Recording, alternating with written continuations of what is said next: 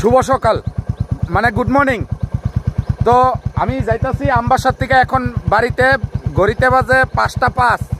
এখন আছি আমি খোয়াই জেলার একটা জায়গাতে, যেটা আমি জানি না, কিন্তু ওইখান থেকে দলাই জেলা শেষ হয়েছে আর খোয়াই জেলা শুরু হয়েছে। আমি কেলিগা এই ভিডিওটা বানাইতেছি। দেখো এই সাইডে দেখো, সূর্য মামা এখনো বাইরেছে না ঠিকঠাক মতো, কিন্তু আমি বাইরে আছি মানে ও কি মারতেছে একটু একটু, ওই দিক দিয়ে গাড়ি আইতেছে আস্তে আস্তে। আর এই সাইডটাতে এখনো আছে না কুয়াশা দেখা যাইতেছে, কুয়াশা। তো গাড়িটা যায় লোক, এই কুয়াশা দেখা যাইতেছে, কিন্তু যেখানে এই টাইমে আমরা শহরাঞ্চলে গরম কিন্তু শুরু হয়েছে গা, আর এখানে ওই যে কুয়াশা। কারণ প্রত্যেকটা দিকে গাছ আর গাছ। তো এই গাছের মানেটা ওখানে আছে না ফিল আইতেছে। এই যে যাইতাছি আমি এই বাইকটা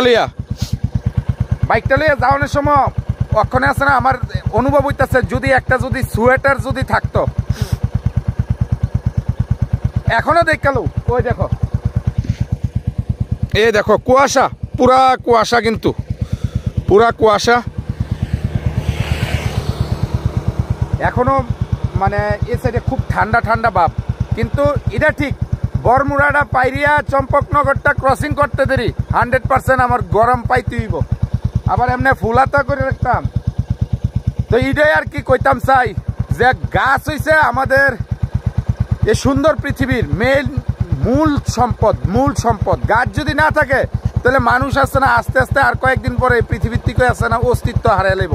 তাই গাছ লাগান, প্রাণ বাঁচান। হ্যাঁ, এখনো কইব যে এটা তো সবাই তো জানি না, একটা বাস্তব চিত্র তুলে ধরলাম যে এই টাইমে আমরা এখানে ফ্যান চালিয়ে দেই গরমের জ্বালা, আর এখানে কুয়াশা ভর্তি। বাইক আস্তে আস্তে চালানো লাগতেছে ঠান্ডার লাগিয়া।